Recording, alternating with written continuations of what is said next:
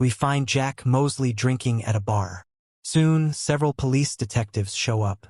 One is Frank, Jack's old partner. Frank eyes Jack, then says, "Jack, you've got guts bringing Bunker here." Frank takes Jack's pistol, hands it to a cohort, who wipes it down, places it in Bunker's grasp, and fires a shot harmlessly. He then drops the weapon nearby. Frank clarifies, "Here's the story we're going with. Some thugs jumped you. Bunker grabbed your weapon and took you hostage. Just then, we arrived and rescued you. In the chaos, Bunker died and Jack was rescued. By doing this, we all get protected." Jack, however, decides he will take Bunker to court himself. Frank argues, "This kid Bunker, he's set to testify against our buddy Jerry. He witnessed Jerry involved in some illicit dealings. If Jerry gets nabbed, he'll drag us all down. I can't allow that. We've all bent the rules on this job. I'm not getting locked up over Jerry. You're free to live however you please." Just before they can execute Bunker, Jack grabs a scattergun from behind the bar and takes out Jerry. Everyone is stunned by the sudden turn. Bunker bolts away in panic. Jack aims his weapon at Frank, stating clearly, "You are not going to kill Bunker." Frank pleads with Jack anyway. "Waste Bunker." Jack ignores him and begins hauling Bunker out through the alley. Back inside, Frank says, "Jack just shot a cop. That charge is enough to put him down." The film then rewinds to the morning. An officer gives Jack a folder, saying, "Get this man from lockup and deliver him to Center Street unharmed. He needs to appear before the grand jury sharp at 10 o'clock. Jack protests, "My night shift just ended." The officer, however, ignores this and exits. Jack goes to the prison guard, retrieving Edward Bunker. The guy is extremely chatty. Jack puts Bunker in the car. They leave. A truck starts tailing them.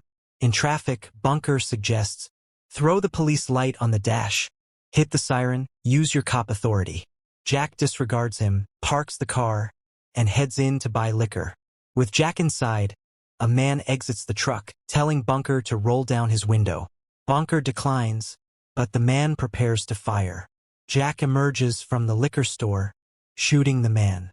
His head smashes the glass. A second man exits the truck, opening fire on the two. Jack throws the car in reverse and peels out. Jack ducks down a rear alley, pulls Bunker out, and gets to a bar. From there, Jack phones the station. "We are under attack," requesting backup. We return to the present. As Jack and Bunker exit the bar together, Jack asks Bunker what he's testifying about. "What happened? What exactly did you witness?" Bunker recounts his story, terrified. "I watched a police officer stick a pistol in a little kid's mouth, warning him that if he spoke to anyone, he would murder his mom." Jack remarks, "Well, congratulations. You're scheduled to testify against New York's filthiest cop." Meanwhile, just outside, Frank and his crew are strategizing their next move against Jack. Frank informs a man that Jack's deadline to arrive at court is 10 a.m. "That means we know his destination, so get out there and locate him fast." Concurrently, Bunker is extremely agitated as the police force is hunting him, and Jack is his only ally. We next see Jack Mosley taking Bunker to his sister, Dinah's, apartment. Once there, he recovers his alternate firearm and ammunition. His primary weapon was the one Frank took. Bunker questions Jack, "Why did you shoot a cop for a total stranger like me?" To which Jack offers no reply. And during this exchange, a detective named Terrace arrives at the apartment. Jack, however, anticipated this. He draws down on the detective, cuffs him to a nearby pipe, and confiscates his phone. But amidst the commotion, Bunker silently slips out the back. Following this, Jack scans the bustling crowd, searching for Bunker. But Jack cannot spot Bunker anywhere. Jack then receives a call from Frank. He says, "Jack, I heard the news that Bunker managed to slip away from you. This situation with Bunker is over for you. And now he's officially a fugitive criminal. So Jack, you just head home and allow us to track Bunker." Jack, instead, hangs up and heads to a subway station looking for Bunker. He finds him there. Jack demands, "Why did you bolt from there?" Bunker replies, "I just don't trust you. I'll make it to the court alone. I'm not safe here." So Jack replies, "Fool, if I could find you while I'm drunk, they will certainly find you easily." We're leaving, so the two continue on. On the other hand, Frank pings the police HQ to trace Jack's cell, from which he finds out that Jack is in Chinatown. And judging by the pace, he is on foot. On the way, Jack asks why you have been so protective of this notebook since morning. What is in it? So Bunker explains that it holds his entire future business strategy. After giving testimony in court, he is a free man. And then he plans on moving to Seattle to start a bakery. So Jack scoffs that you are a criminal and you will always be a criminal. But Bunker denies this. But as Frank's team pulls up, Jack spots them in the busy street and immediately tries to double back. But the cops are also moving in behind. And Jack Mosley finally realizes that these people found him by tracking his cell. So he smashes the phone on the pavement and leaves. And he starts to hurry past the building. But just then, a police officer steps out and shoots Jack, from which the bullet catches Jack's hand, and he's wounded. Right after, Jack Mosley and Bunker duck into hiding, where Bunker wraps a bandage on Jack Mosley's bleeding hand. Hearing the gunshot, Frank and his crew also start heading up. But Jack then leads Bunker out of there using a hidden route. But as these people are exiting a textile factory, the police officers fire at them. So they both dive for cover. Frank also appears and asks, Jack, why are you throwing it all away for this thief? And is turning on us worth it to you, Jack? Frank shouts that because of this Bunker, the careers of 6 police officers are about to be destroyed. Is that right? But Jack and Bunker just start heading up using a lift. Frank commands his men to lock down the entire building and starts sweeping all the floors. On one floor, an older resident opens the door of his room and lets Jack and Bunker take cover in his apartment. Jack finds a phone to call the district attorney, telling him that I am 7 blocks out, but there are dozens of police officers between us. And he's sure there is a mole around you who is feeding them info. The attorney wants Jack's location so that he can dispatch support, but Jack suspected the mole, so he gives a false address. And sure enough, it happens. Frank's phone rings immediately, and he tells Frank the location given by Jack. So they all race to that spot, but they find the address empty. As Jack prepares to leave the flat, Frank appears, leveling his pistol at Jack, and says, "We have been partners for 20 years. I know your every move." But just then, Bunker steps up behind Frank and aims his own gun. So Jack smirks that, "I also know all your moves." And then Jack cuffs Frank to a pipe and walks out. Then the other detectives eventually find and release Frank. Next, Jack and Bunker jump onto a city bus in transit, and Jack orders the driver to head for the court. But Frank and his men fire at the bus's tires, due to which the bus loses control and crashes. Immediately, the police officer reports on his radio near the bus that Jack has taken everyone hostage on the bus. Jack then forces all the passengers against the windows. This ensures the police officers can't shoot in the bus. Swarms of police cars now flood the area. Frank gathers all his colleagues, telling them that their problem just got bigger. Now they all need to have one unified story during the interrogation, so that no one gets suspicious. After that, the police commissioner also arrives here, due to which Frank feeds him a total fabrication and sells the idea that Jack grabbed Bunker to hide his crime. And when they tried to corner him, he took everyone hostage on this bus. Following that, Jack plasters newspapers over the passenger windows. This is so the police officers can't see anything inside the bus. Then a hostage negotiator is brought in, who shouts to Jack that they need to communicate, and he's tossing a phone in the bus. "Don't shoot me." And then he does. That negotiator, whose name is Mike. Then he rings Jack on the phone, asking how many people are on the bus. Then Jack replies that there are around 40 people on the bus. But in reality, only 31 people were actually on the bus.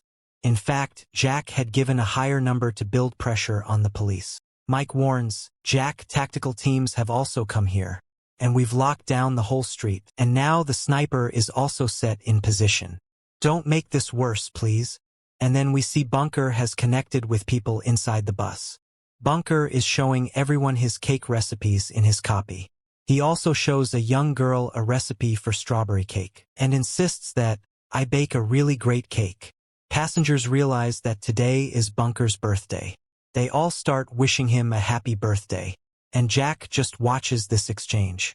Jack then radios Mike and says that, "District Attorney, bring a court reporter and news channel crews here in 15 minutes.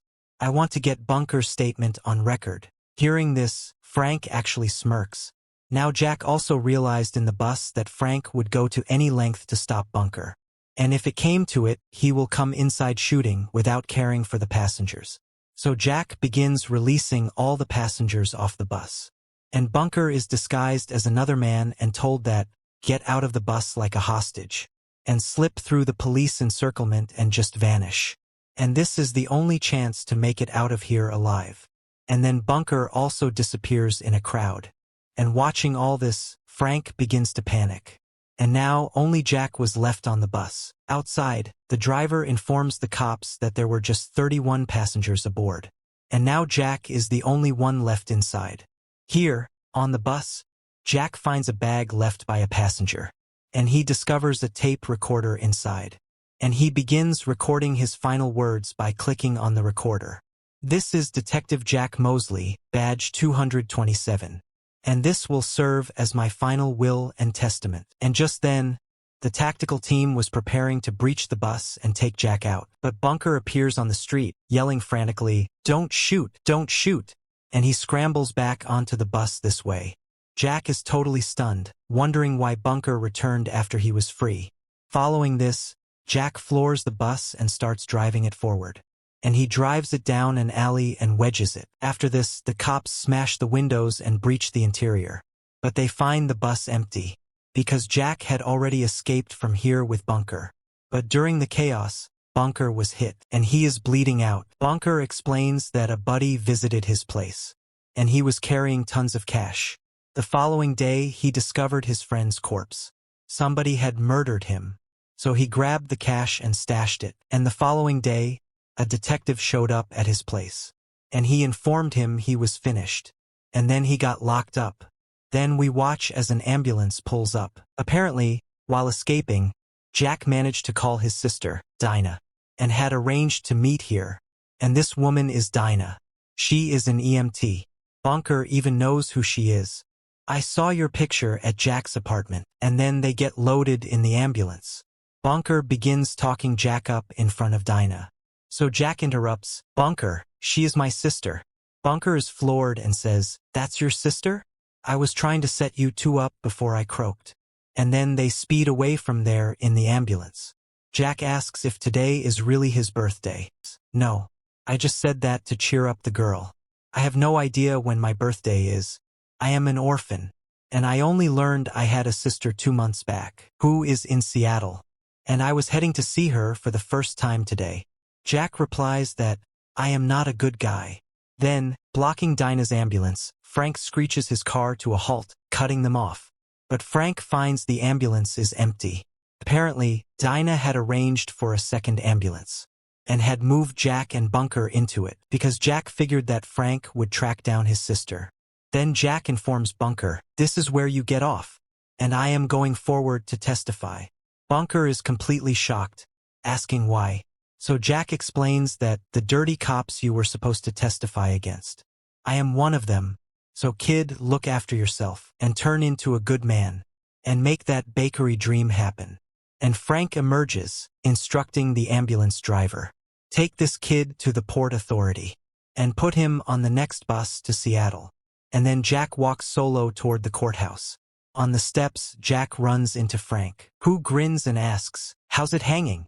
Where's your witness?" So Jack says, "I cut him loose, and now I am going to admit my own guilt, and I will testify against every one of you." Frank warns that by doing this you're going down too. To which Jack says, "Frank, I backed your play every time, but 6 years ago you murdered an innocent guy, just to close your case." Frank, "Since that day, I have tried my hardest to bury that memory. But I just could not do that, and today I finally have a chance to own my sins. And now I cannot back you." And with that, Jack steps onto the elevator. And the moment Jack walks into the hall, the cops draw their weapons on him. But then the district attorney arrives, and orders everyone to lower their weapons. Jack says, "I have proof of the conspiracy, including the attempted murder of Bunker. and past robberies, murders, cover-ups, and witness tampering. And a lot of high-level brass are also mixed up in this. Myself and Detective Frank are also implicated. The DA asks Jack, "What's your price?" To which Jack makes one demand, that all charges are dropped against Edward Bunker. And just as Jack reaches for the tape recorder in his coat, that's when Frank's buddy steps up from behind and yells that Jack's got a gun, and he was about to shoot Jack. But the sniper who still had sights on Jack, he shoots that corrupt cop, and at that moment Jack hits play on the recorder, in which we hear the incriminating talk between Jack and Frank. And in this recording, Frank has openly confessed his guilt. Jack then hands the tape to the DA. And following all this, we jump forward to a scene 2 years later, and we realize that today is Jack's birthday. He gets a cake delivery, on which there is a note addressed to Jack Mosley. And seeing this, Jack knows that this cake was from Bunker, because the icing read, "People can change." Jack's sister gives Jack a letter from Bunker, in which Bunker had written a lot of goofy stuff. After this, Jack also sees a photograph with the letter, in which Bunker was grinning outside his new bakery. And with this photograph, Jack takes a picture of himself, in memory of their bond. And with this final shot, this incredible movie concludes.